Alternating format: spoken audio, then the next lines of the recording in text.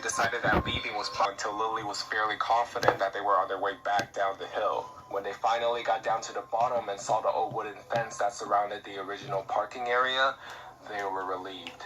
But as they got closer, they saw it. The truck was parked on the other side of the Gravely makeshift lot, just sitting there facing the other way innocently. They couldn't see if anyone was in it, and of course Macy wanted to run for the car, but Lily was super hesitant. This took place when there were no cell phones and there was no ranger station or anyone around. The parking lot was big and empty and open, and who knows what would have happened if they decided to stroll across it. Thankfully, Lily convinced Macy to relax, and the two hunkered down against a big tree, hidden in the bushes, waited it up. Not big time, but big enough to get free stuff, and has gotten 2 sponsored trips.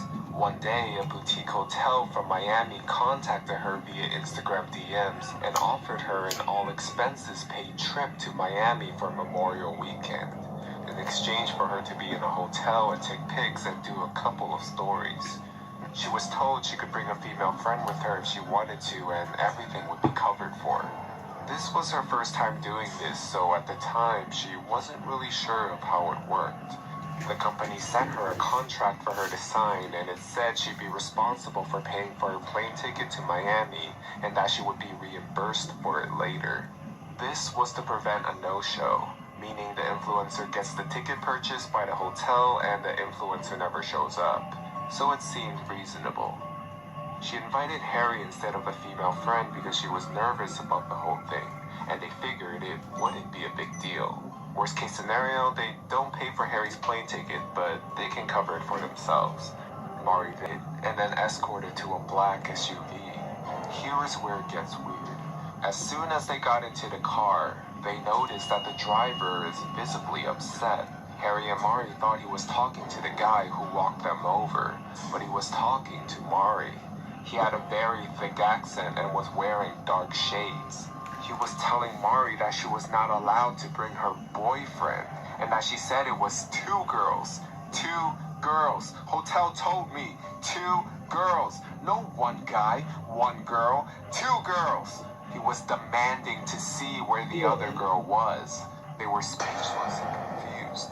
The guy who walked them to the car looked annoyed. He got into the passenger seat and started to fight with the driver in Portuguese. Then he turns to them and asks where the other girl is at. Mari, feeling very upset by now, tells them that there is no other girl, that she is Mari and Harry is just a friend coming with her on a trip.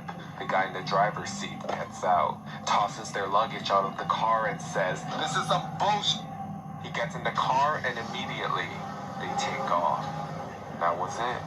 Harry and Mari were in complete shock. She immediately emails Melissa, the PR person they have been in contact with this entire time, to tell her what happened. No response. They decided to take a cab and show up to the hotel. And when they finally got there, everything made sense. The hotel had been rebranded and had a completely different name, owner, and staff.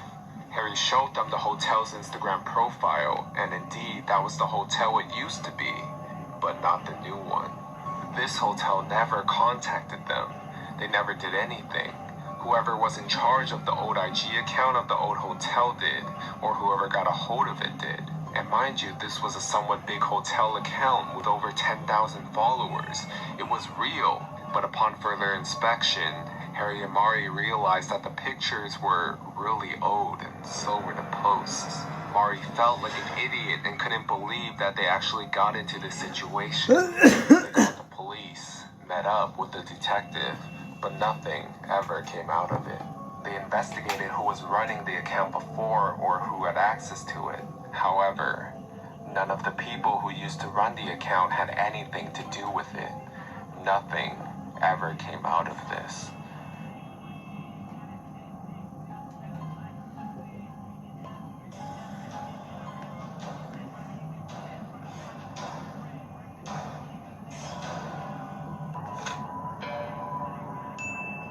When Ray was 11 years old, her parents had to go to an emergency trip to her grandparents' house, but she had school and basketball practice in the mornings, so she couldn't go.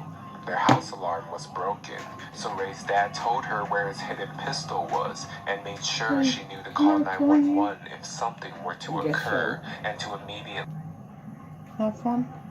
I guess so. Thanks. Started getting annoyed thinking that it was the neighborhood stoner kids just messing around in the middle of the night, which they were known for doing so she got out of bed and went outside the room. Her bedroom door has a loud pop to it when opened, louder than the front door, and it can be heard throughout the entire house. Suddenly, the clinking noises stopped, but Ray still felt the need to check it out. There were high shrubs outside her bedroom window, so she couldn't really see outside very well. She went out to the living room and peered through the blinds and jumped up when she noticed the hooded figure peek over from the side of the entrance. Someone was trying to pick the lock and break into her house. Ray's mind was racing. He had to have noticed the blinds move, but maybe he ran off. Ray held her breath for a moment and stayed completely still. Not even a minute later, the clinking returned, but more furiously. This psycho was still trying to break in. In her panic state, she didn't think about calling the police or her dad. A sudden rage came over Ray, and she just wanted to get rid of this guy. She grabbed a can of hairspray in her bathroom, and because of Ray's love for candles, Ray had a lighter in her room as well. She raced back to the door and in one swift motion, unlocked it, yanking it open, and lit that burglar up while screaming at the top of her lungs. She couldn't see the guy well in the darkness and past the flames, but Ray heard a loud scream of anguish. It didn't take long for the neighbors to hear her and turn on their porch lights, which is when she suddenly collected herself and let go of the lighter switch. But when she opened her eyes, there was no one there. The guy quickly ran out of there, and Ray's neighbors had come outside in a light panic and called the police. Her parents were also called, and she explained to them and the police what had happened. But unfortunately, because it was so dark, she couldn't identify him. Ray's mom was freaking out about it, but her dad said he was proud and told her to get some sleep after everything. But that was impossible. She stayed up the entire night thinking about it. The next day, Ray got a call from her parents saying that the officers had caught the guy. A patrol car had noticed someone smoking in the nearby park under the playground, and the officers approached the suspect. Assuming it was one of the stoner kids, they expected him to run. But to their surprise, he approached them and was begging for help. They saw that his entire arm was burnt to a crisp, and when they searched his backpack, they found enough evidence to arrest the guy. And thankfully, he never returned. In the late 1960s, my great-uncle John was traveling by train from his village to another to visit family.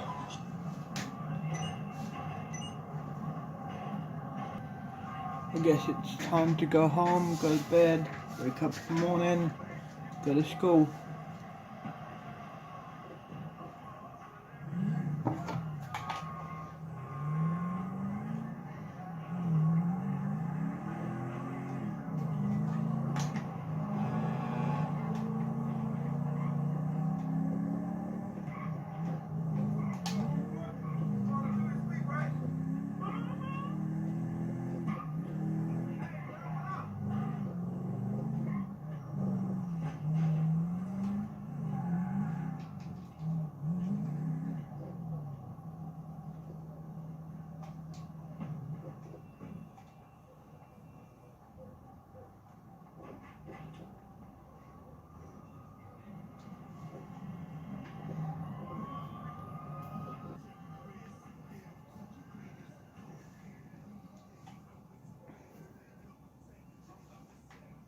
The time 5 AM, nice. Let's get to school, I guess.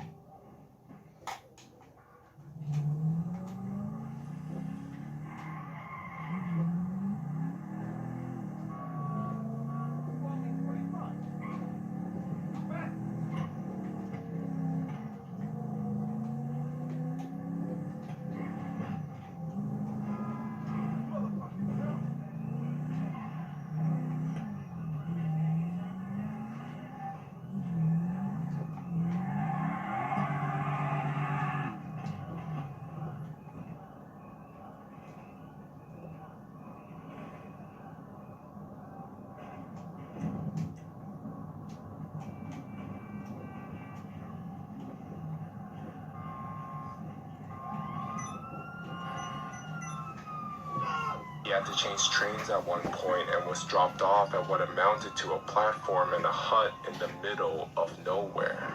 There was no one at the station, and other than a dirt road that led off into the surrounding wood. Let me film this shit.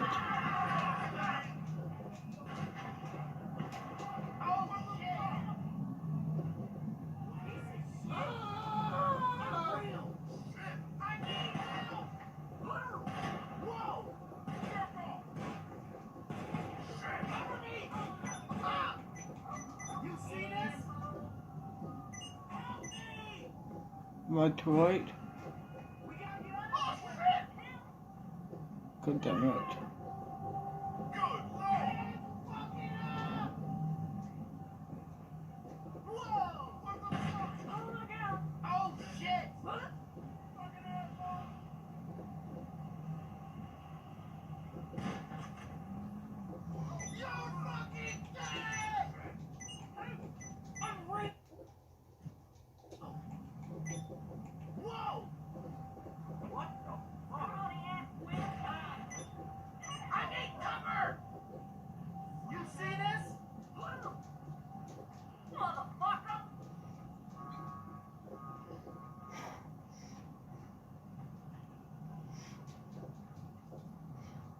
It's too late, god damn it.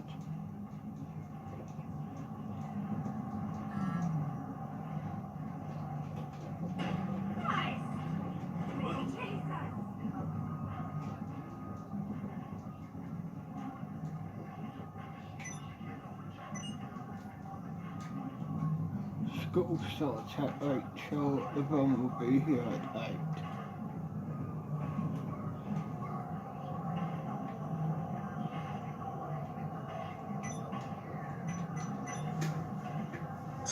There was nothing there.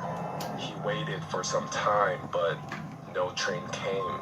It was winter and getting colder and darker, and just about the time he started worrying about a place to stay and some food to eat, an old woman appeared out of the twilight.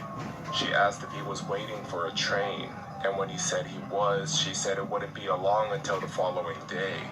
She asked if he needed a bed for the night and offered him a meal and a room at her house. He was glad to accept her offer and stay out of the cold.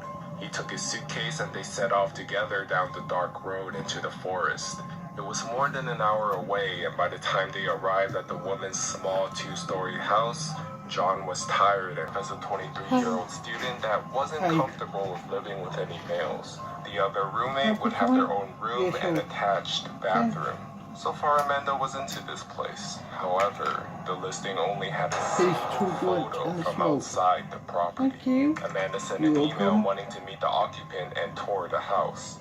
Within 30 minutes, she receives an email back with all the details and time to stop by. The girl worked late hours and wanted Amanda to stop by at 8 p.m. When Amanda arrives, there's a handwritten note on the front door saying, "Door broken. Use back door." Walking around the house, it looks nice but slightly unkempt. Tall grass, weeds, dusty windows, etc. When she knocks on the back door, an older man opens it. At first, Amanda thinks she has the wrong house, but the man reassures her and says the occupant was out and he was the landlord. The occupant asked him to meet Amanda since she was working late. Alarms start going off, but aren't at red alert yet. First, the guy was clearly in his 40s, unshaven, and looked like he lived in his car. Also, only the kitchen light was on. As they walked around the house, Amanda noticed one huge red flag. No furniture. Nothing. The landlord was polite about answering questions, but seemed irritable to keeping lights on for too long, rushing her around and only letting her look at rooms for a few moments. There was a single room that the landlord wouldn't open, telling her that it was the occupant's room and he didn't want to invade her privacy. As they walk down the hallway, she notices the front door has a plank nailed across it, broken for sure. Amanda's creep meter is starting to ding, so she decides to wrap up the house tour and leave, but tries to be polite. He perks up and states that he forgot to show her the basement. It's recently furnished and would be a great recreation room. So he opens it. The basement is pitch black. He smiles, motions down the stairs, and says, "Ladies first." What happens next is nothing more than a stroke of luck. Amanda gets a text just as some random person parks in front of the house. Thinking on her feet, she pretends it's a phone call and answers her phone. "Hey, yeah, are you here? I'll come out from around back and let you in." "It's great, you have to see it." With a motion of confidence, she excuses herself around the landlord and walks out the back door. The guy just looked at her and he was confused. Once outside, she quickly sprinted to her car and sped out of there. When Amanda got home, she told her mother and my brother everything. Cops were called, they took her statement and went to investigate.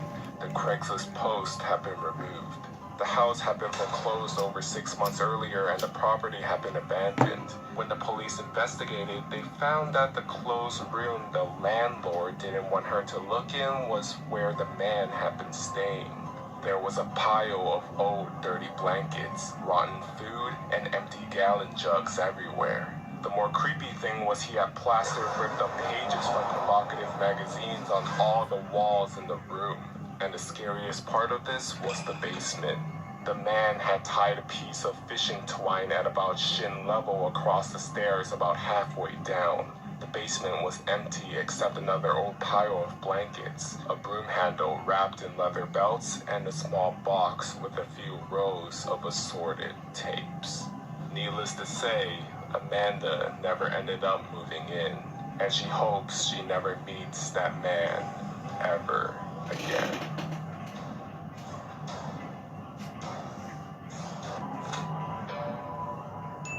About 5 years ago, I lived downtown in a major city in the US. I've always been a night person, so I would often find myself bored after my roommate went to sleep. To pass the time, I used to go for long walks and spent the time thinking. The park, as it was most nights, was completely empty. I turned down a short side street in order to loop back to my apartment when I first noticed him. At the far end of the street on my side was the silhouette of a man dancing. It was a strange dance, similar to a waltz. Deciding he was probably drunk, I stepped as close as I could to the road to give him the majority of the sidewalk to pass me by. He was very tall and lanky and wearing an old suit. He danced closer until I could make out his face. His eyes were open and wild, head tilted back, looking off at the sky. His mouth was formed in a painfully wide cartoon of a smile. I decided to cross the street before he could get any closer. As I reached the other side, I glanced back, and then stopped dead in my tracks. He had stopped dancing and was standing with one foot in the street, perfectly parallel to me. He was facing me, but still looking skyward, smile still wide on his lips. I was completely and utterly unnerved by this. I started walking again. He didn't move. The street and sidewalk ahead were completely empty. Still unnerved, I looked back to where he had been standing to find him gone. For the briefest of moments, I felt relieved, until I noticed him. He had crossed the street and was now slightly crouched down. I couldn't tell for sure due to the distance and the shadows, but I was certain he was facing me. I was so shocked that I stood there for some time, staring at him. And then he started moving towards me again. He took giant, exaggerated, tiptoed steps as if he were a cartoon character sneaking up on someone. I like to say at this point I ran away or pulled out my pepper spray or my cell phone or anything at all. But I just stood there. The fuck was that?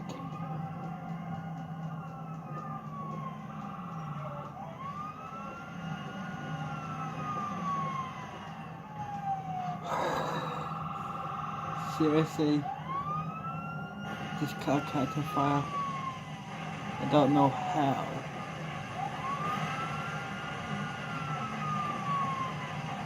It like exploded or something?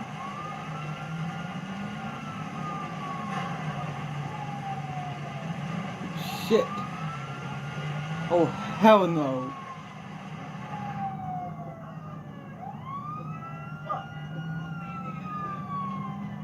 Like explode or something.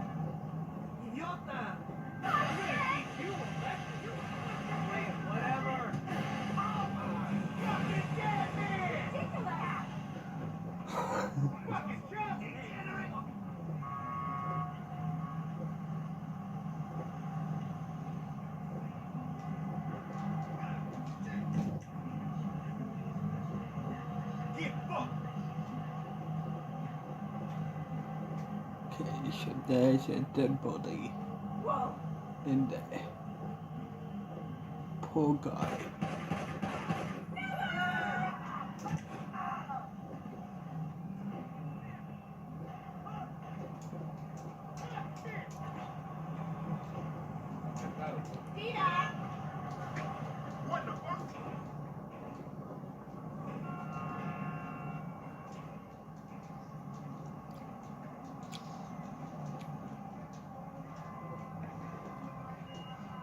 Knock it the fuck out, bitch.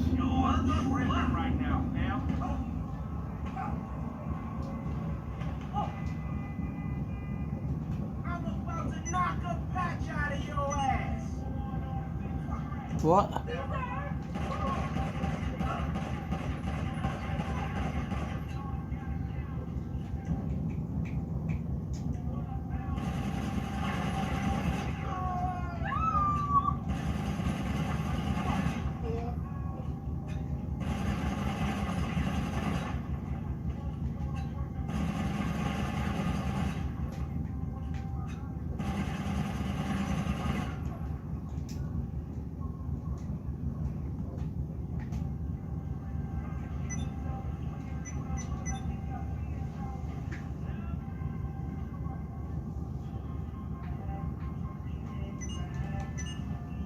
And crept towards me, still smiling, still looking at the sky. When I finally found my voice, I blurted out the first thing that came to mind. What I meant to say was, "Hey, what do you want?" What came out was a whimper. I guess so. What do you... Regardless You of can whether or sleep not on the lounge. humans No, can my smell dad fear, sleep on the they can lounge. certainly You can hear sleep it. in I heard it in English my own barrel voice, and that only made me more or afraid. But he didn't moan. react to it at all. He just stood barrel. there, Okay, cool. smiling. And then, after what felt like forever, he turned around very slowly and started dancing. My mum and my dad kicked me out, that's why. Oh good. Let's go home, I guess. Done.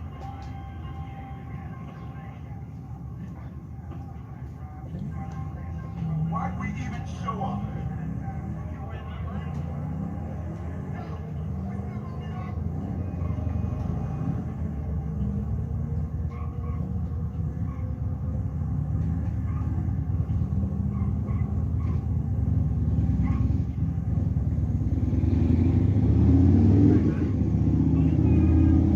My dad is out for a week and a half.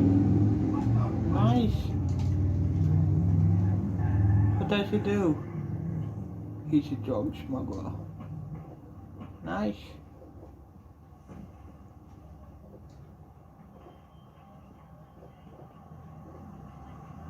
Here we are.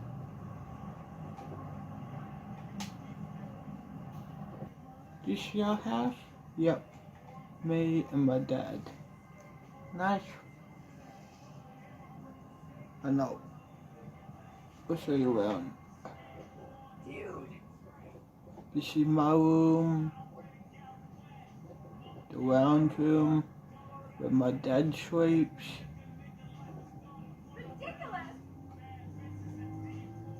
My aunt's friends, my pup and then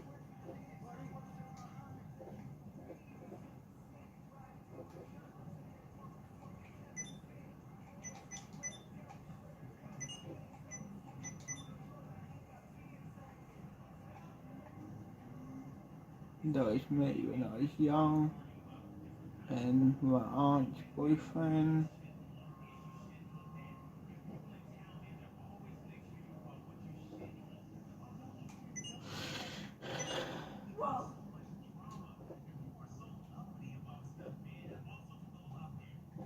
My aunt's sister, and my stepsister. I very see her. I very see her. She's living in New York City now, going to college.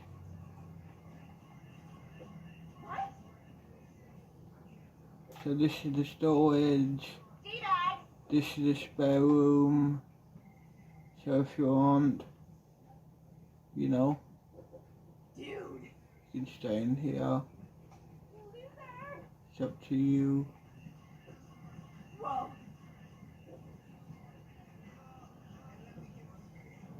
And yeah, this is the bathroom. Nice. Okay, good night. Good night. Hey, it's time to get up. Yeah, let's up. I'm up. Good, let's go. Done. Thanks for waking me up. You're welcome. Okay, let's go. Done.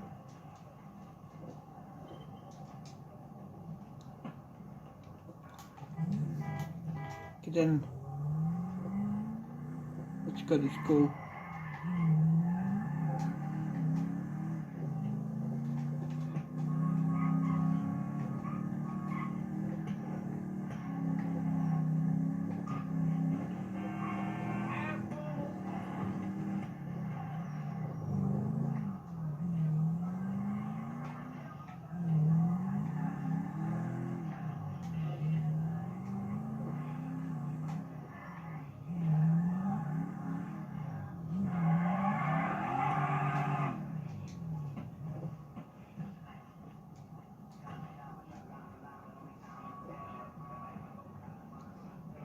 I'm gonna have a joint, okay? That's okay.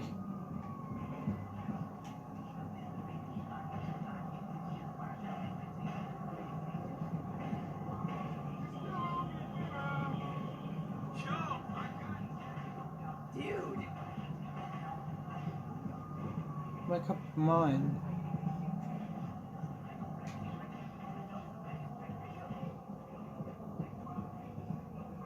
Cool that way? Yeah. Okay, cool. Walking away. Just like that, not wanting to turn back to him again, I just watched him go until he was enough away to almost be out of sight.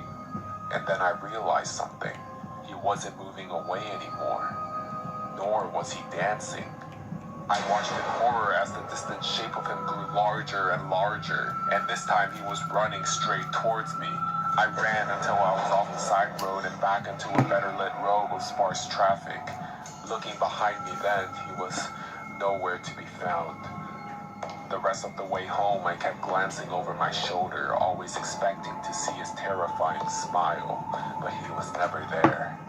I lived in that city for 6 more months after that night, and I never went out for another walk. There was something about his face that always haunted me. He didn't look drunk. He didn't look high. He looked completely and utterly insane. And that's a very, very scary thing to see. Oh, just your fucking shoes on. Like this. It was the Hell. weekend on Saturday Hell. evening. Kayla's Hell. parents had to go to England for a meeting, so they told her to stay home by herself. But before they left, they installed a good security system in the house. At around 5:30 p.m. the next day, she received an email from her dad saying that he had transferred money to the bank and wanted Kayla to withdraw it. She sighed in frustration, but had to go to the ATM before it got dark because it could be dangerous. She started off walking the usual 5-minute distance and arrived at the ATM. She noticed a man leaning on the light post to the right of it. He was facing down and was completely shirtless with long black trousers on. Kayla was confused and many questions were running in her head. Why is he looking down and why is he shirtless on a cold November's evening? She quickly withdrew the cash and got out immediately. Kayla turned around to see if the man was still standing there, but he was gone. She sighed in relief, thinking that he had already left. She turned her head and suddenly the man was standing in front of her. Kayla nearly screamed in terror with her heart pounding faster than it ever has, and he was staring at her with soulless cold eyes and a creepy smile on his face. She dared not to open her mouth to ask what was wrong with him. Instead, Kayla took that opportunity to run as fast as she could and pass him by. She ran a good distance away and glanced over her shoulder to see if he was following her. But for some reason, he didn't move from that spot. In less than 3 minutes, she reached her house. Kayla then checked her security cameras to see if that man followed her home, and luckily, he didn't.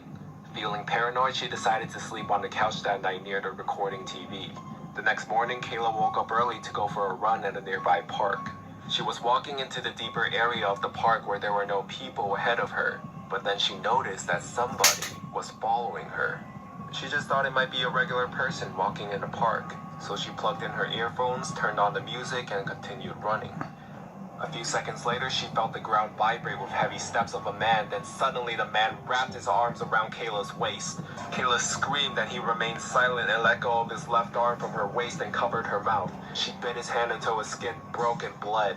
He was screaming in agonizing pain, but was not so foolish to free her from his locked right arm. She immediately turned around to face him, and that's when she saw that it was the same guy from yesterday at the ATM. He lowered his face closer to Kayla and said, "I've never seen such a beautiful girl like you from my whole neighborhood."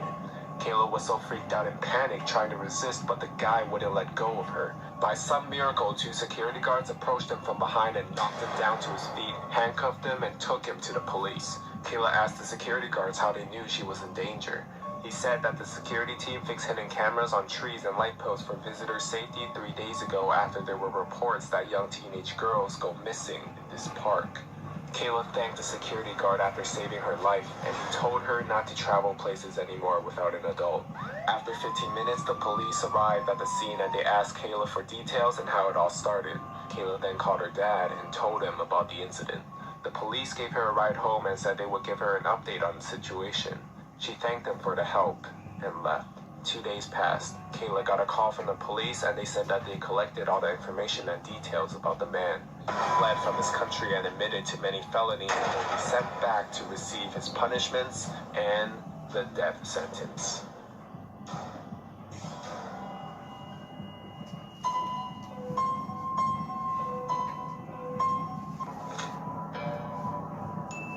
It was 6:40 a.m. on a school day and I was on the stop waiting for my bus to arrive. I've always been a cautious person and I constantly looked around. As I turned to my left, I see a man. I was kind of creeped out because of how tall he was and I couldn't see his face. However, it was probably just another guy waiting for the bus, so I shrugged it off. I looked again and he was standing still. This confused me as I